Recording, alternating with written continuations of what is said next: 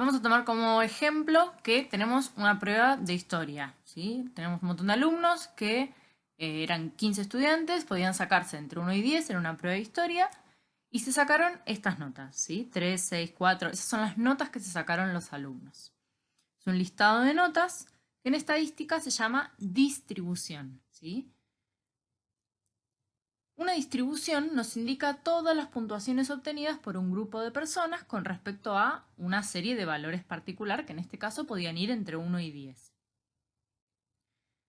Más puntualmente, una distribución nos indica cómo se distribuyen las puntuaciones de las personas respecto a una variable. En este caso la variable era prueba de historia, ¿sí? Acuérdense siempre que una variable es sencillamente un valor que puede variar.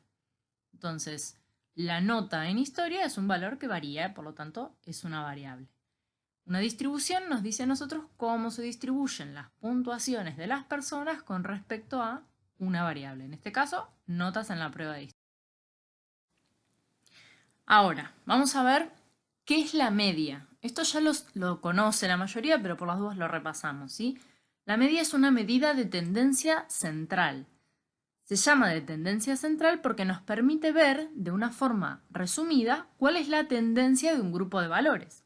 Si yo tengo 15 valores, como pasaba antes, yo más o menos a primera vista puedo ver cuál es la tendencia general de los valores. Pero cuando yo tengo 500, 1000, 1500 valores, es muy difícil ver cuál es la media solamente haciendo un vistazo general.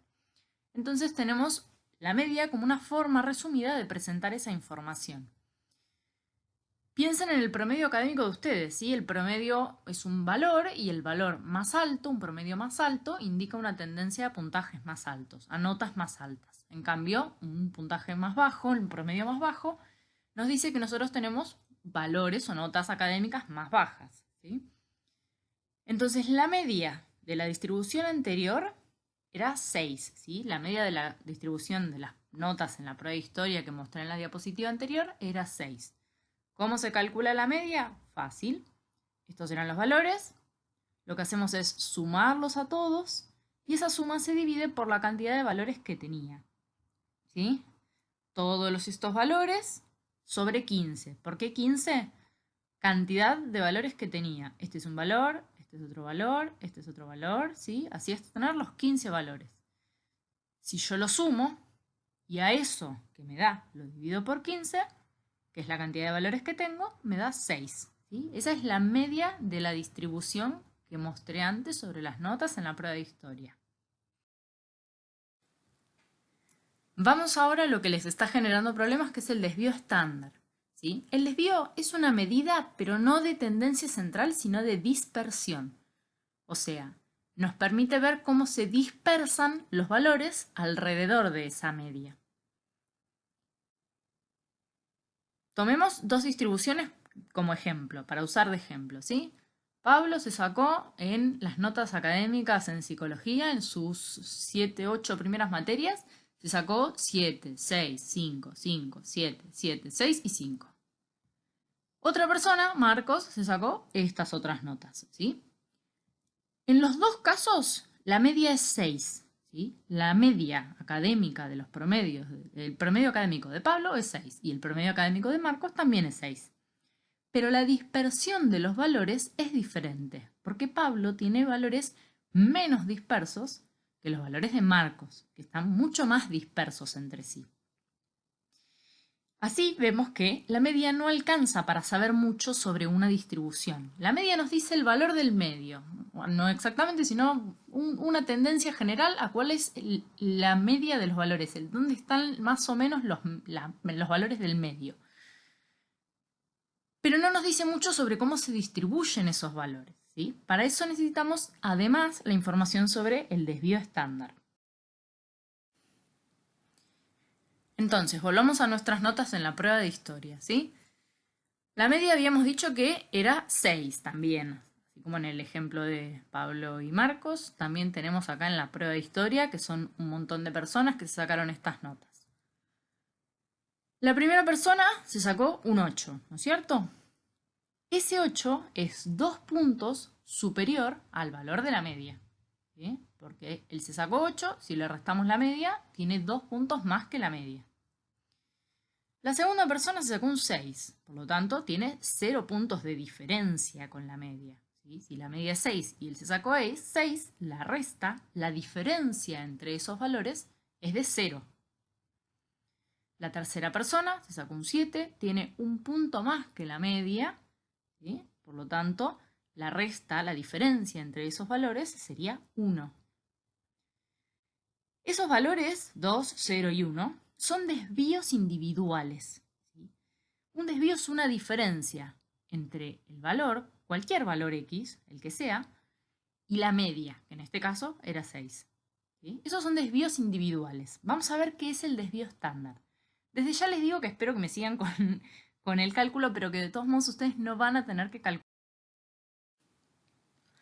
En términos estrictos, el desvío estándar es la raíz cuadrada positiva del promedio de los desvíos cuadráticos de la media. Todo muy complicado para decir algo menos estricto, que es, en promedio, ¿cuánto se desvían esos valores individuales con respecto a la media?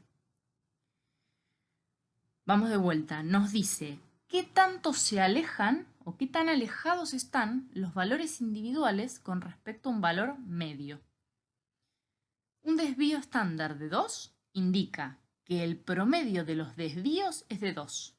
Es decir, que si la media era 6, los valores tienden a ubicarse entre los valores 4 y 8. Es decir, 2 por encima y 2 por debajo. Más o menos por ahí. Si están interesados en saber cómo se haría el cálculo real, lo que haríamos es tomar los valores de la distribución que teníamos de la prueba de historia, ¿sí? Los ordenamos, los ponemos de manera ordenada. A cada valor le restamos la media, o sea, es el valor menos la media. Ese resultado que me da valor menos la media, ¿sí? 2 menos 6 me da menos 4, 3 menos 6 me da menos 3. Esos resultados se elevan al cuadrado. Y una vez que tengo esto que se llama desvíos cuadráticos, porque son los desvíos individuales al cuadrado, lo que tengo que hacer es hacer un promedio, como había hecho con la media antes. Es decir, tomo todos los valores, los sumo, y esa suma la divido por la cantidad de valores que tengo, que eran 15. Ese valor que yo tengo que volver a devolverlo a la base. ¿Sí? Tengo que tomar la raíz de ese valor, porque lo había elevado al cuadrado, así que ahora tengo que hacer la raíz. La raíz en este caso es 2,13. El promedio de las notas, ¿sí? El promedio de las desviaciones de las notas en la prueba de historia es 2,13. Ese es el desvío estándar.